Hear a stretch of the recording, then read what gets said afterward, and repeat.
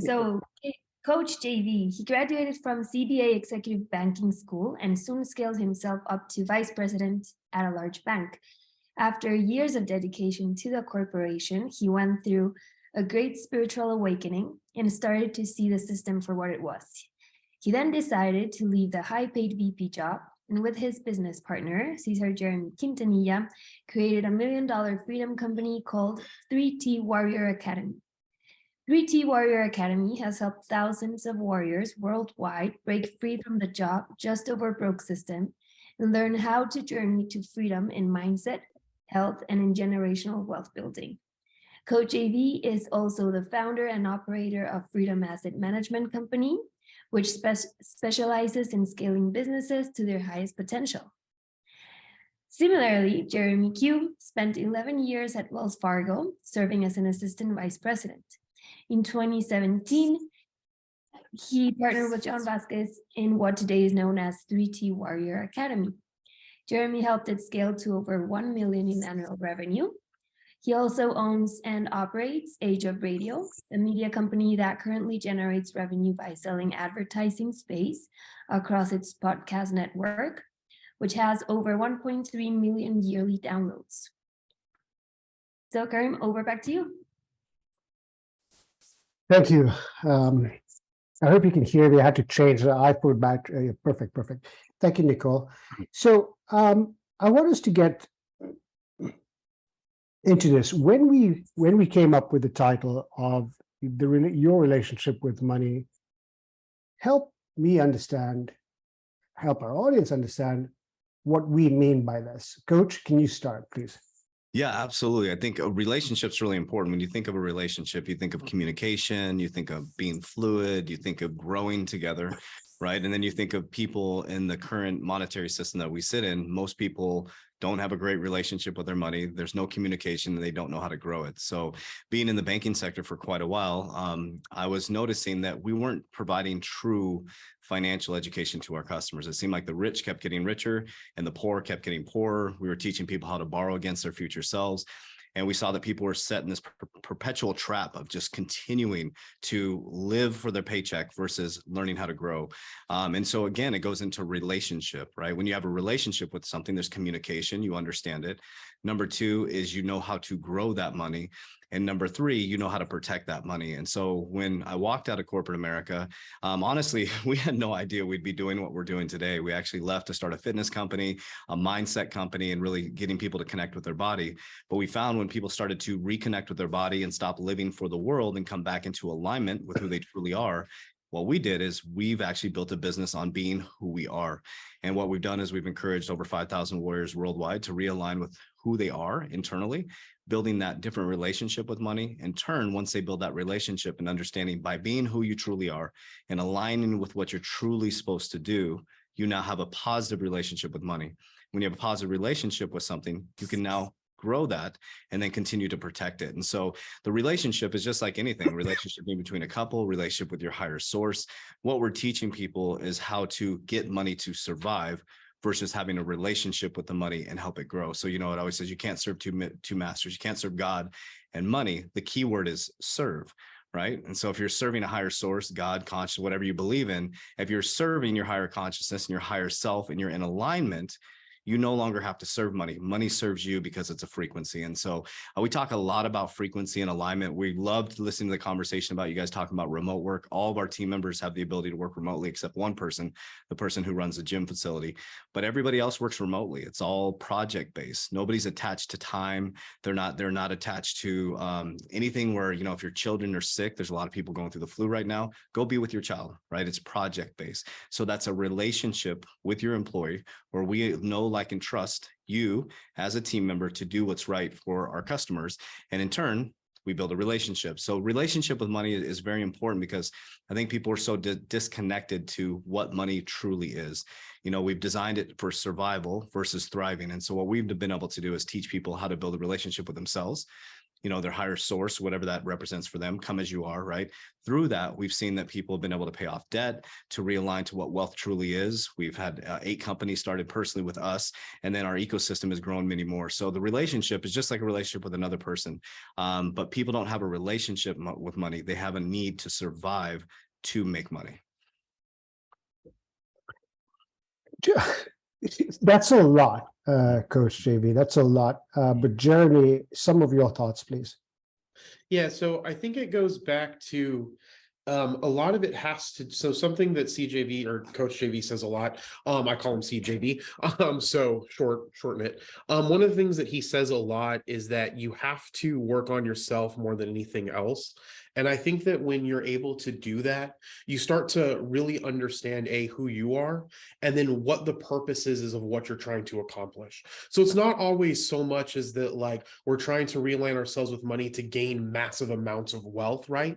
That wealth is going to be different for every single person. But when you realign with who you are, right, and you try to become your authentic self, or raise your frequency, or become the best person you are through education or through meditation or through religious practices, whatever the case is, right, you start to realize what it is that you value, and then that reshapes the way that you look at like how money can work for you for what you're trying to accomplish. So one of the great things, the CJV is a follower of Christ, and not to go too into religion, but like I'm a Buddhist, and one of the things for Buddhists is like we're supposed to build like temples, especially for me, I practice Buddhism that worships Amida Buddha. So like we're supposed to build these things called stupas. Well, you can't build a stupa without money. So like as I like go into how my life is and how I align with my religious practices and what is important to me, that's important to me. So then that makes me look at money a different way, rather than saying I need to get $1 million to say buy a Lamborghini or buy, a really nice house, or to have these businesses for this. It realigns with what the purpose is of what you're trying to do. And that's what the realignment is about. So I'm surrounded by talking heads on CNBC and CNN and Kramer and what's going on, and FTX. I need to buy FTT tokens, and I need to drive Lamborghinis and all sorts of things, right? I need to do certain things. And so that's what everybody is telling me, because I will be not recognized as successful if this is not what I do. And I get caught up in that. Yeah. How, Coach JV, CJV, can I call you CJV too? Yeah, of course. Okay. Yeah. Okay. Yeah. How then do we actually take that step back and realign our values so that we can actually filter out the stuff that's coming to me every day? Yeah, so it's something we were just talking about this morning on our warrior call is fear, right? Anytime you're operating in fear, you're outside of your body. You're not in alignment with your body. What we worry, 99% of the stuff we worry about never comes true, right? So we're in a fear-based society. You talked about Jim Cramer, crypto markets, pull all your crypto out, FTX, everything that's happening. And real fundamental, real world investing is looking at the company, just like you guys do, looking at the Mosaic score. That's why I love Link2 and the way that you guys value, the way that you guys look at companies. And so what happens is the ecosystem we've been raised in, indoctrinated in, is all about fear. Fear sells, right? And so what we're experiencing right now from a spiritual level or from a world level is the love of power, right? So when the power of love is present, the love of power goes away, right? But right now we're just experiencing the love of power. That's all we're experiencing. Everybody's coming to save us. If the Republicans come back, they're going to save us. If the Democrats stay, they're going to save us. But the true thing is, you have a relationship right now with yourself that you can make a decision every single day to be great. And so you talked about the television, right? It's a television. You're staring at a television. So whatever channel you put that on is channeling information into your ecosystem. So I'll just talk about how I raise my kids. So I'm very, very, very strict on what is channeled, what information is channeled into my kids. I control the things that they watch. I control the music that we listen to in our house. I educate them outside the education system on how money actually works. That money is just energy, it's frequency, and it's based on the value that you're providing versus going to school to get a job just to make money to survive. And so that's what we're experiencing right now. It's left hemisphere of the brain, facts, figures, numbers, logic, fear-based system, right? Where everybody thinks they just have to survive. And now if we went back to the way it used to work in the old days, and And that's kind of what, that's not kind of, that's what we've created in our Warrior Academy, very unorthodox, is it's a tribe of people working together, right? Our interview process is not one person is interviewed for our company. People have just plugged themselves into our volunteer system, and then they become part of our paid team member. Now, the way that we operate our company is each person is in alignment with who they truly are, and they're doing the job that aligns with them. And so our team members don't care how much they paid. They worry about how much we care about them and how much we align them to who they truly are. So we're just living in a fear-based society. And that's when we're in corporate America. I mean, I'm a completely different human being than when I was in corporate America. I was on 3 to 4 conference calls a day, all based on sales, all based on shareholder stock price. And I saw that we weren't doing the right things for our customers. We were not making the right decisions for our customers because we were getting these large bonuses every quarter. So I had to ask myself internally, was I willing to compromise my integrity and my honesty in order to receive money? And I decided not to. I said, no, there has to be a different way. So it's been like this, but it's nothing new under the sun. This is a cyclic human history thing. If you look back in the Roman days, they put us in the Colosseum, got us drunk off the wine as the whole thing was shifting behind the scenes. And so it's been like this over and over again. It's not, everybody's like conspiracy and FTX and the collapse and stuff. Yeah, FTX collapsed because of greed, right? FTX collapsed because of greed, because people were making lots and lots of money. People didn't do their due diligence. They were over leveraged. Most of the crypto markets over leveraged because of greed. And so anytime someone operates in greed or fear, they put themselves vulnerable to the system. And so that's what we teach people. We teach people to get realigned with themselves. And what that allows you to do is develop discernment, and then you don't get caught up in these types of things, right? And so all the things happen with FTX is all by design to bring to regulation. It's a fear-based system. You know, everybody was running to sovereignty and got caught on the other side in greed. And so that's what I think is happening with the system. I'm no judgment on anybody. I feel bad for anybody who lost money in FTX and Celsius, those types of things. But that's what happens when we don't govern ourselves from the inside. So. Yeah, I just want to add to it. It's also about, to your point, to add more on the governing yourself. It's about governing you and then what you're after. So if you look at those, people always are just they're chasing money. And when you're always just chasing and money, I'm going to take that a step further. You're just chasing cash because you need cash for something specific right then in that moment. And when you start chasing that, you end up getting involved with things that maybe are, things that you shouldn't be involved with. Not saying that that's specifically what happened with FTX and what was the other one, Celsius? But but the thing is about governing yourself. Mm-hmm. So strangely, when Celsius happened, everyone was Celsius. FTX has happened, everyone's forgotten Celsius. How quickly? Yeah, it's so weird. Yep. You're just chasing. It's just chasing. So I know you both corporate America, both different religious value bases, but we'll put that aside, but different religious value bases. But you've been successfully transitioning from corporate America to successfully building several companies. I think you said 8 or 9 companies that both you and Jeremy have built together, and successfully together based on the principles that you've developed at the Warrior Academy. Mm-hmm.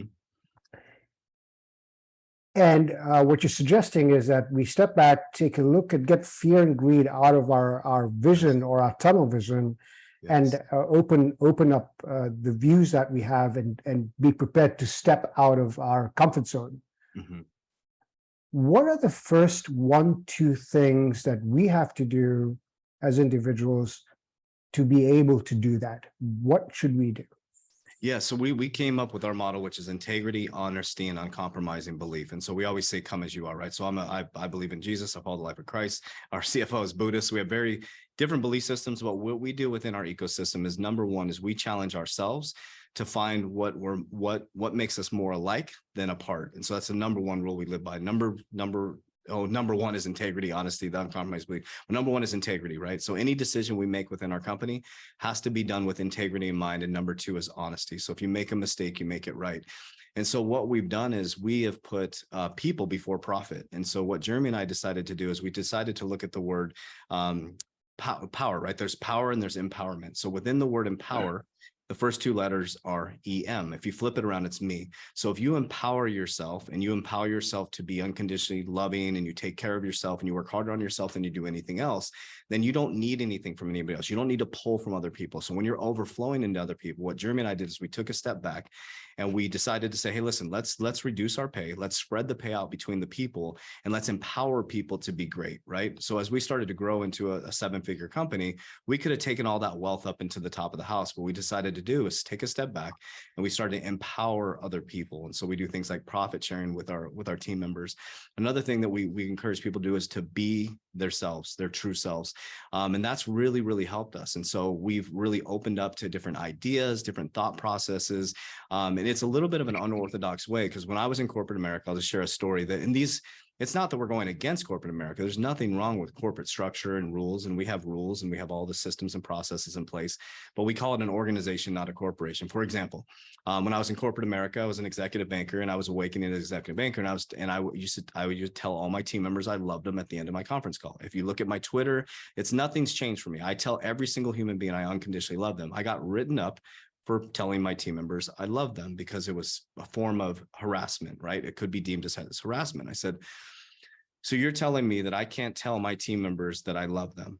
They said that could be deemed a form of harassment. I said, could be deemed a form of harassment for me telling a group of individuals that I love them. And so I told myself when I left and we started our company, that I will tell every single person unconditionally that I love them. And it's such an interesting dynamic. So what does that mean, right? I can't tell my team members I love them, but I can keep them on a conference call, 3 to 4 conference calls a day, stressing them out, missing dinner with their family. If they want to go home and spend time with their kids, or their kids are sick, do you have paid time off? It's like, to me, that didn't make any sense. And so what we found is when we operate with integrity at the highest level, we're completely honest with our team. We share the financials with our team as well. And we operate in what we truly believe is our belief system.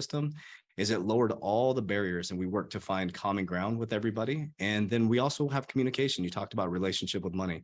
We just had an incident last Monday where there was some fumble, what would you call it, argument going on, kind of like a disagreement. And we immediately got a meeting together. So me, the CFO, Jeremy, we got together with our team, had communication, lowered the barriers. They all got to speak their truth, and we moved forward. So it's a different way to run business. But what I've realized is that I will never allow another human being to not allow me to be myself for money, if that makes sense. As we've seen, the pandemic set in and create various challenges to many families, many individuals and companies. And then now we've got some of the fallout in the economy and the environment, and people have lost money. And I suspect we're going to see a recurrence of the RMB and flu and Corona come back to even create more chaos today, even though we may have thought like 3 months ago this was all done. What are you seeing outside in the community of people? What is happening out there that we should be aware of in terms of attitude and strength or inner strength or learning, and where do we see this going? Yeah, I think I'll jump in. I'll pass over to Jeremy. So what we've seen, because we've kind of removed ourselves from the noise, what we got caught up in 2020, and it almost shut our business down. They shut our facility down, right, with the COVID. And so that was the biggest catalyst for us. So we stepped back and so we have 2 choices. We can dive into this. We had a gym, one of our businesses gym. We could go protest with the other gym owners, and we could go against the government. We can do all this stuff. We decided to take a light, love, and positive approach, and we decided to look at it as a catalyst. We said, well, now we have a captive audience of people staring at their phone. And so what we noticed was a lot of people, so we took our company online, and that's how we went worldwide with our company. And so we've decided to take an opposite approach. But what we're facing and coming up is this is what we talk about, macro and microeconomics. We're facing one of the biggest economic collapses in human history. And what a lot of people don't understand, not understand, but understand deep inside, is that this is the greatest time to build wealth. And so what we've done a great job of keeping people calm through this. But what we're heading into is one of the biggest economic collapses in history. The middle class is going to get challenged to get back on their feet. And it's a great opportunity for all of us that we're talking about, to realign with who we truly are. There's this term called quiet quitting that's going on. People have been quiet quitting forever. That's not a new thing. People have been stuck in jobs that they've hated for a very very, very long time. I remember when I was in corporate America, I was trying to build out this structure.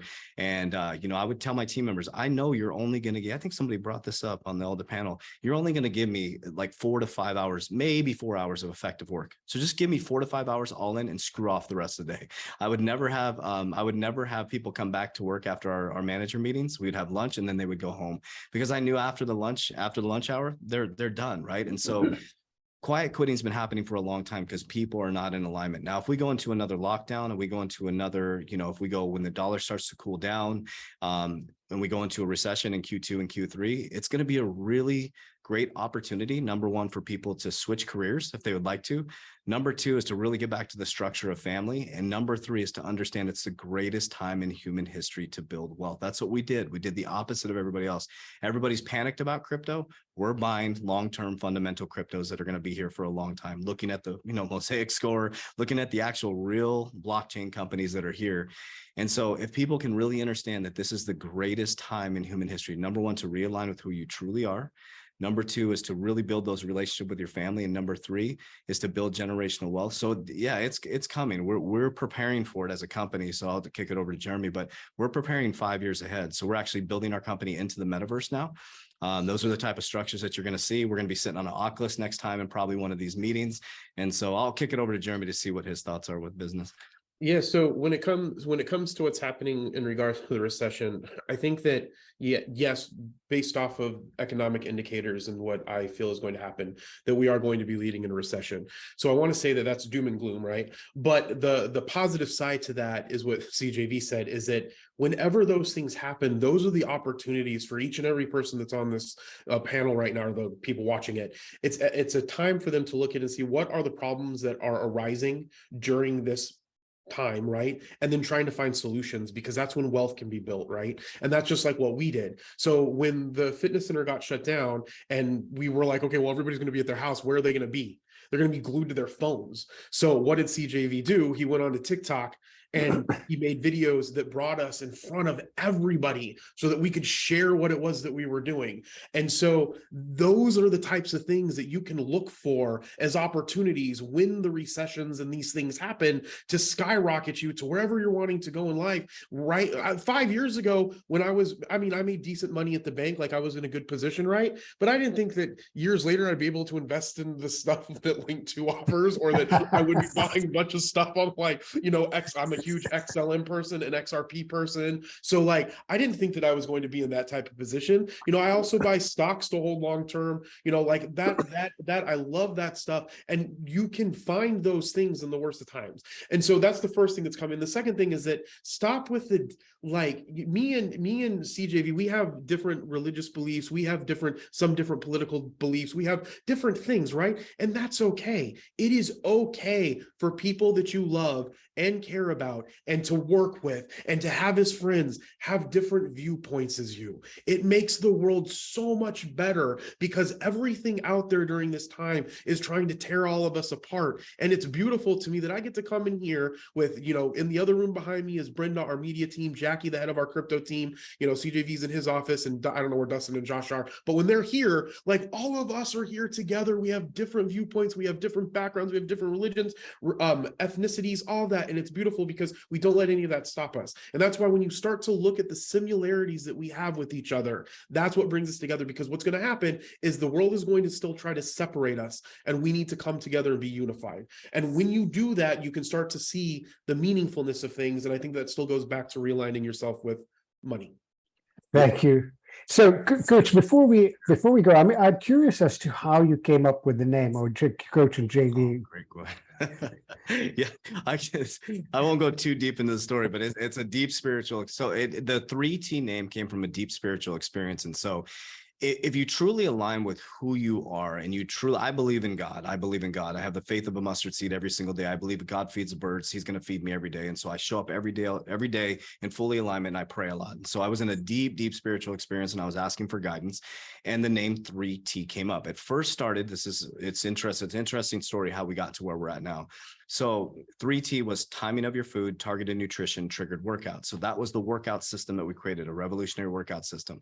Well, as we evolved, evolved on March 24th, 2020. We were in between a academy, like a warrior academy. We were teaching warrior and stuff like that. And we were a gym, right? And so we were trying to decide on that day as COVID was shutting us down on this. That was my birthday, March 24th, 2020. We were trying to decide whether we were a warrior academy or a gym, or what were we, right? And so Tom came walking in with the warrior helmet and said, "Happy birthday." And said, I said, "We are a warrior academy." So from that point on, we just went through a big awakening for our team this summer. And we were rebranding, right? And we started to rebrand, and somebody said, "Let's take out the 3T." And I remember just sitting there at night and I'm like, no. 3T, no, we're not taking it, because the 3T is connection. It's Trinity. So it's source, it's connection to higher self. And the cool thing about it is it represents something different for every single person. The number 333 is very powerful. That's when Jesus was crucified. There's a lot of things when it comes to 3, a lot of different things out there in higher consciousness that deal with 3. And it's cool because people have so many different interpretations of what the 3 represents. And that's the beauty thing in creation. Every single person has the right to use their imagination and have their own perception. And based on their imagination and perception, they're creating their own reality. And so it's been a really cool thing. And so what I just want to say this one thing is that everybody thinks it's macro. Well, I don't want to tell anybody. Here's my truth. I was in a really tough position, if you know my story, 16 years ago, and I'm a completely different human being.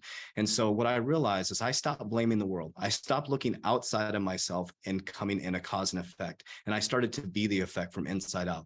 So if somebody's always attacking somebody on social media, or if you feel like you're always wanting to attack somebody, it means you're not okay inside. When somebody truly aligns and they become okay inside, there is no argument.